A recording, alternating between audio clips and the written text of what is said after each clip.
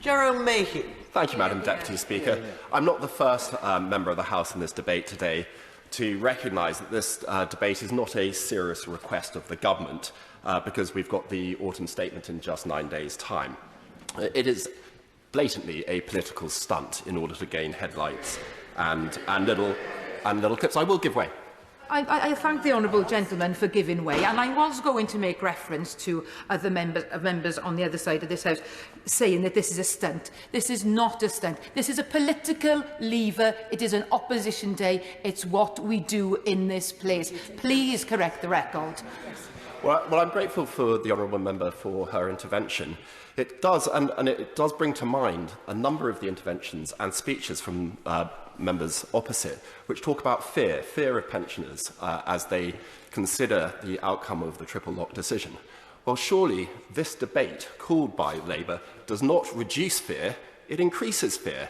And that, I think, is in itself wholly irresponsible. It's scaremongering.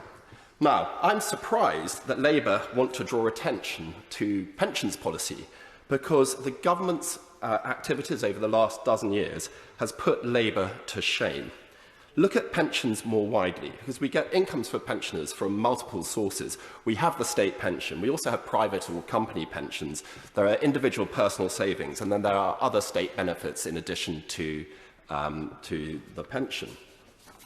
I'm going to focus, Madam Deputy Speaker, to begin with, on auto-enrolment, because under Labour, increasingly, members of the public just could not afford to save for their retirement. It was either that or Gordon Brown's famous tax raid on pension pots that simply made it not worthwhile to save for your pensions. Because if you look at the data, during the 2000s, private sector pension membership declined. In the year 2000, 47% of people had private pensions. By 2012, that had reduced to 32%. That's a 47% decline. Auto-enrolment brought in by a Conservative-led government, by changing from an opt-out to an opt-in, or rather the other way around, to an opt-out rather than an opt-in, that transformed pension saving in this country.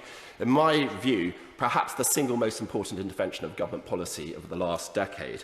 And the figures speak for themselves, because now, Madam Deputy Speaker, 75% of employees are now regularly saving and also benefiting from tax-free employer contributions. Now, I used to be an employer before coming to this place, and I employed hundreds of very young people, typically 18 to 25-year-olds.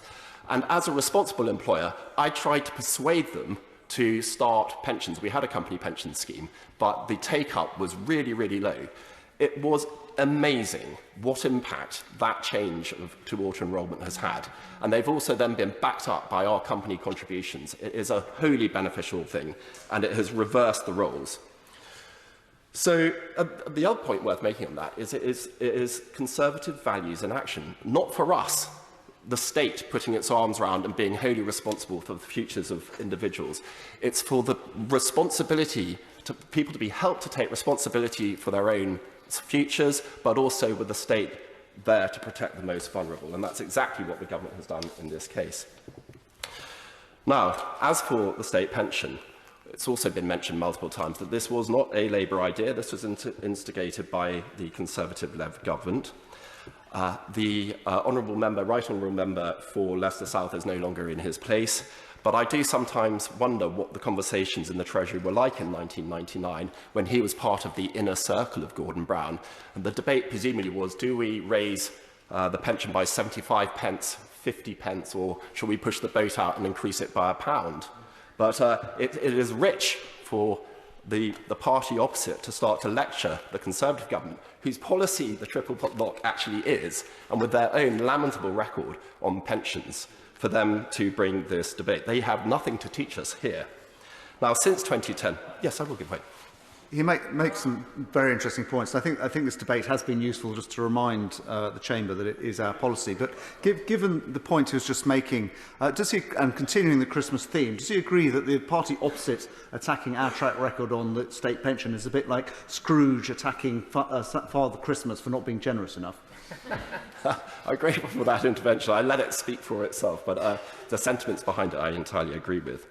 So, since 2010, because of the Conservative triple lock, the pensions have increased by £2,300 in cash terms and in real terms by £720. Now, I do make this point, Madam Deputy Speaker, that statistically there will have to come a point when the triple lock will need to be reviewed. Because of its statistical ratchet effect, there will come a time when we should properly be removing the triple lock to maintain balance between the various cohorts of society. But to date, it has been a powerful tool to raise pension values above those Labour lows that we've heard about in the 2000s. And in addition to the triple lock, Madam Deputy Speaker, Labour also ignored the child-rearing years, particularly for women, overwhelmingly for women, not counting towards their state pension. And I'm delighted that, again, it was the Conservative government that stood up for women, stood up for the family and the importance of child-rearing, and so that now raising families counts towards the new state pension. And over 3 million women, overwhelmingly, will now be £550 better off as a result. I have a minute and a half left, Madam Deputy Speaker, and I'm not going to use it all because others have listed the long list of additional benefits which have been devised by the government to assist with the cost of living crisis caused by the Russian invasion of Ukraine. We recognise on this side of the House that pensioners are particularly vulnerable because of the fixed incomes that they have. But there has been an additional £300 for winter fuel payments, £400 discount on energy bills, £150 for affected council tax payments, plus £650,000 additional means-tested support, as well as the additional payment for those with disabilities, and the list goes on. As for the triple lock, Madam Deputy Speaker, we will have to wait and see for 9 days. But even without it, pensioners have been looked after by this government. And as the Prime Minister has said and repeated, and his record shows, all decisions taken on this side of the House by this government will be compassionate and will look after the most vulnerable in society.